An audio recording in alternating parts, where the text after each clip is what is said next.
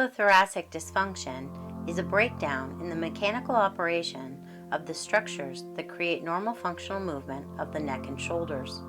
Often, this mechanical breakdown results in pain in the neck, shoulders, arms, and hands, and can be accompanied by numbness and tingling. In order to better understand how scapulothoracic dysfunction develops, it is important to have an idea of the basic structures that make up the neck, shoulder, and arm, and how these structures work together to create normal functional movement.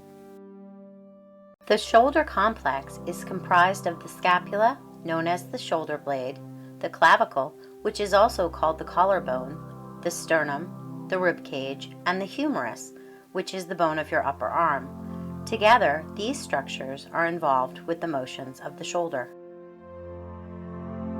The shoulder blade, collarbone, and humerus fit together like pieces of a carefully designed puzzle.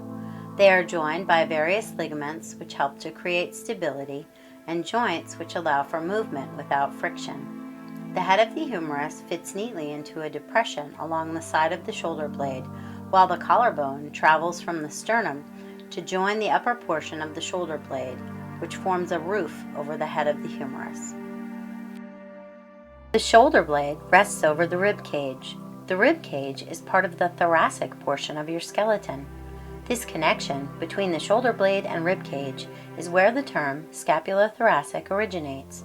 There are numerous muscles that attach to the shoulder blade, both on the front and back sides, along the middle and outer edges, as well as to the top and bottom portions. These muscles are responsible for keeping the shoulder blade in its proper position and participate in creating functional movement. Movement of the shoulder happens within the scapulothoracic joint and the glenohumeral joint. The glenohumeral joint, also called the shoulder joint, is the location where the head of the humerus and shoulder blade meet. The muscles that help provide stability for the head of the humerus are the rotator cuff muscles. These muscles originate from the front and back side of the shoulder blade and wrap around the head of the humerus, forming a cuff. This direct muscular link between the shoulder blade and humerus play a very important role in the mechanical operation of shoulder motion. Normal shoulder mechanics allow our arm to make a wide range of motions. Because of the muscles that connect the humerus to the shoulder blade, it is necessary for the shoulder blade to move when the humerus moves. There are specific groups of muscles that must work together when we make different shoulder movements. Some pull, while others lengthen. When we raise our arm up over our head, muscles pull in different directions on the shoulder blade to allow it to follow the movement of the humerus. Nerves that provide information for muscle movement and sensation, such as pain and temperature in the shoulder, arm, and hand regions, travel from the neck. These nerves take various pathways. Some travel down the front part of the shoulder, work their way under the collarbone, follow the length of the arm down to the fingers. Others travel down the back side of the shoulder, working their way both over and under the shoulder blade, moving all the way down the arm to the fingers.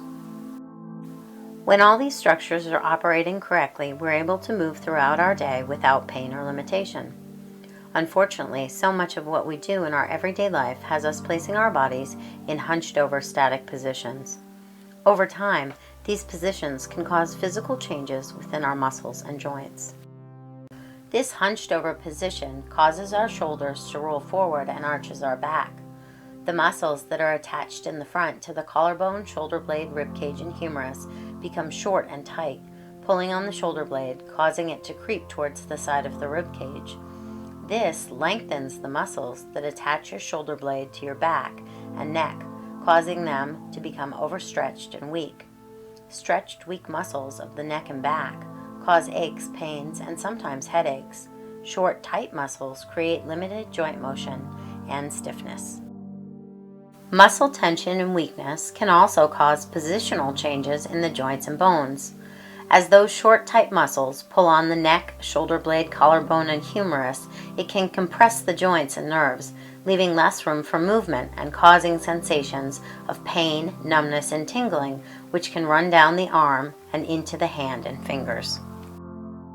The good news is that those overstretched weak muscles can be strengthened and retrained, and the short tight muscles can be mobilized and stretched, allowing for greater functional mobility and alleviation of pain symptoms. Discussing an effective therapeutic plan of care with a qualified healthcare provider may be the first step towards relief from scapulothoracic dysfunction.